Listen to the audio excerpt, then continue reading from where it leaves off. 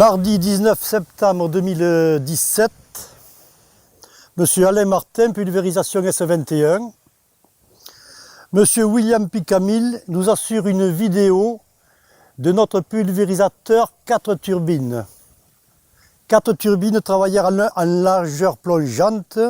Il est utilisé pour pulvériser sur 4 rangs de 3 mètres de large, c'est-à-dire sur 12 mètres de large. Nous fabriquons depuis 20 ans ce type de pulvérisateur, triple ou quadruple turbine.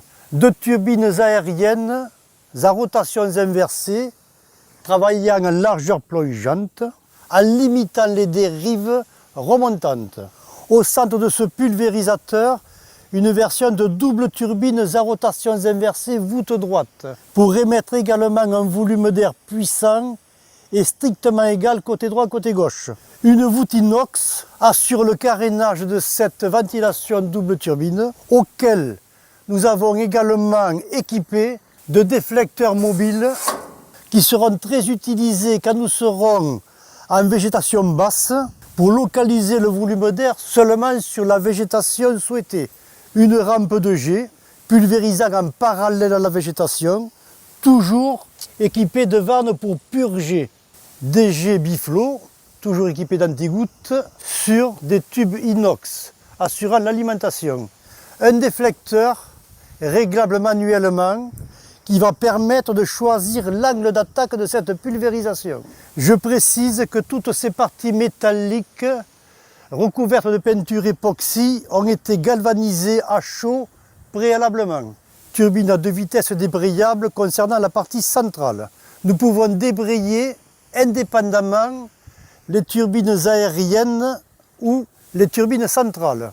On va retrouver des vérins hydrauliques équipés de modulateurs de débit d'huile pour assurer la vitesse souhaitée du mouvement sur 90 degrés. Cette présentation se fait avec une capacité de 2500 litres tractés. Ce réservoir a le même encombrement que le 2000 litres tractés. Les châssis sont identiques. Je reprécise qu'à partir des capacités 2000 litres tractés, puisque nous avons l'homologation routière, tous nos pulvérisateurs sont équipés du freinage hydraulique et freinage de parking. Un marchepied rétractable va permettre à l'opérateur de pouvoir accéder facilement, notamment à l'aide de cette poignée d'arrimage, au garnissage de son réservoir en eau. En sachant que on fera accès au réservoir seulement pour mettre le tuyau d'eau de remplissage, puisque les produits chimiques en poudre ou en produits liquides seront injectés directement par notre système de Venturi, que nous appelons canne aspirante. Tous nos éléments de lavage et de nettoyage sont placés côté gauche du pulvérisateur. Nous accéderons très facilement au système de canne aspirante, de rince réservoir, de rince bidon. Nos timons articulés permettront un suivi parfait de ce pulvérisateur. 4 vannes électriques à retour calibré avec interrupteur général. Sur ce matériel, le régulateur est à commande électrique puisque ce pulvérisateur est équipé d'un contrôleur de débit. Le manomètre glycérine très visible depuis le poste de pilotage, mais on peut avoir également l'affichage digital à l'intérieur de l'habitacle du tracteur. Nos contrôleurs de débit, équipés de 4 vannes électriques avec interrupteur général, et nous voyons l'interrupteur côté droit du matériel pour modifier la pression.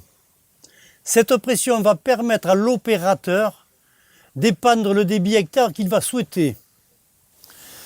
Nous venons de faire étude avec un fabricant français pour pouvoir installer sur nos pulvérisateurs bi, triple ou quadruple turbine comme ce spécimen, de réchauffeurs à gaz pour lutter contre la gelée printanière.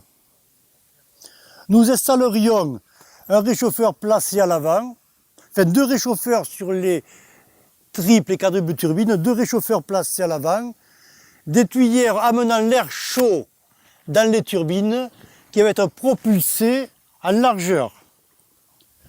D'après nos études, ce matériel pourrait protéger 25 hectares, en sachant qu'on peut réchauffer l'air de 4 à 5 degrés.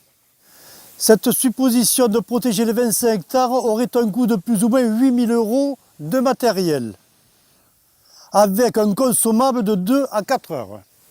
Sur le pulvérisateur présenté, les deux turbines sont côte à côte. Nous avons la version des deux turbines aériennes l'une derrière l'autre.